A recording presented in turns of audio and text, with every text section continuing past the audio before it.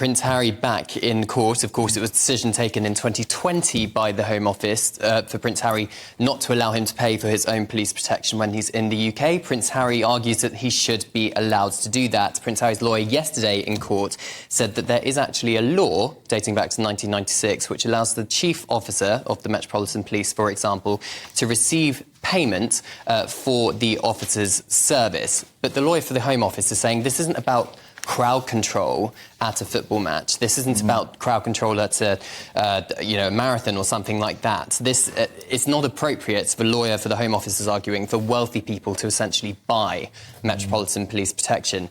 And actually, there was another lawyer that spoke on behalf of the Metropolitan Police yesterday in court, and they were saying that police officers put themselves quite literally sometimes in the line of fire. Yeah. And it's up to the Home Office to decide whether a police officer putting their life at risk is in the public interest or not.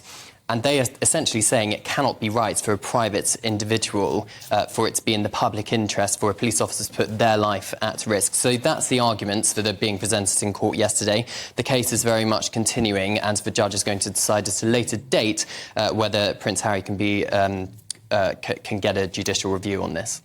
So whilst we've got all these multiple court cases ongoing, which Prince Harry's been pushing through the British court system, he's been out on the red carpet with the Duchess last night. Yes. She was being given an award. Tell us more. Looking fabulous, it has to be said. She was. I know, she definitely looks like a proper Hollywood A-lister, doesn't it? Which, as some people would argue, was perhaps Meghan Markle's dream all along. Yes, so the Duchess was receiving the Miss Foundation's Women of Vision Award, recognising her global advocacy to empower and advocate on behalf of women and girls. Clearly, even before she met Prince Harry, she was very much an advocate in championing women and girls' rights. She spoke at the UN Women's Conference.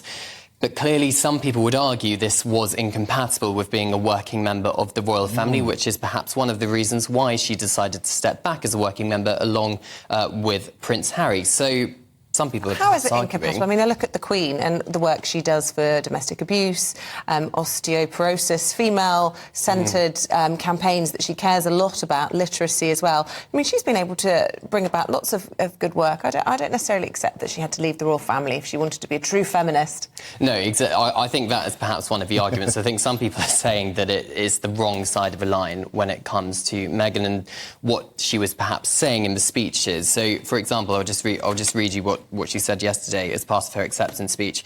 She said, "Part of my greater value and purpose in life was to advocate for those who felt unheard, to stand up to injustice and to not be afraid of saying what is true and what is just and what is right." And that line, not being afraid of saying what is true, what is just and what is right, some people perhaps would argue sometimes strays over the line of perhaps being too political, with, for example, with the Queen, as you're talking about, Queen Camilla standing up for domestic violence victims and things like that. It's always a lot of being seen and being in a particular situation which shines a light on these issues rather than directly talking about it in a political situation. I don't know. It only seems like 5 minutes ago that being a princess was an outdated gender norm, and it was like saying that all you have to do is marry someone famous to make it. Now she's getting a feminist award. Sticks in my craw. Anyway, I'm not the judging panel. Let's talk about Kate. Because Kate, we're saying all morning, she's still learning to be a princess. A wonderful line.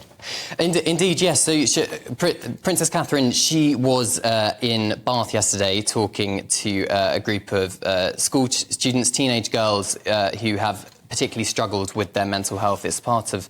they are basically given mentoring from athletes from the Dame Kelly Holmes Trust. This is Catherine yesterday arriving. There's Dame Kelly Holmes there. Took part in a few sporting activities with them, as you can see. But what's caught headlines this morning is actually a private chat that she had with these girls, which Dame Kelly Holmes then told journalists about. And the girls were essentially given the opportunity to ask Kate anything that they wanted. And they asked her, did she actually want to be a member of the royal family? To which Kate replied, it wasn't something she expected, but she fell in love with William. And clearly, that came with the job. But she also said it's basically something that you have to learn. And she also pointed out that she's not the best at public speaking, in her words. This is Princess of Wales, and that she still is working on her projection, even now, having been a member of the royal family since 2011, which I think perhaps is showing the human side to Catherine, showing that not everybody is perfect, and she accepts and is willing to talk about any flaws she may have. I mean, it is rare to hear anybody criticise her, really. She barely puts her foot wrong. She's, you know, modest, but at the same time, she looks the part. She's hugely supportive.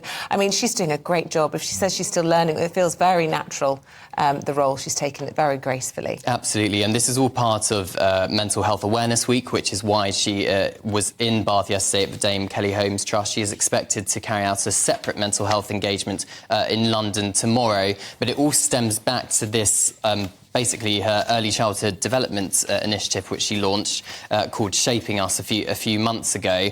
And she basically thinks that the first 5 years of a child's life really impacts them, and it can really impact them later on in life. So when it comes to mental health, when it comes to addiction, all of these problems seem to stem, what the Princess has found out and researches, from the first 5 years of life. So that's what she's championing at the moment. OK, Cameron, thank you for that wonderful update.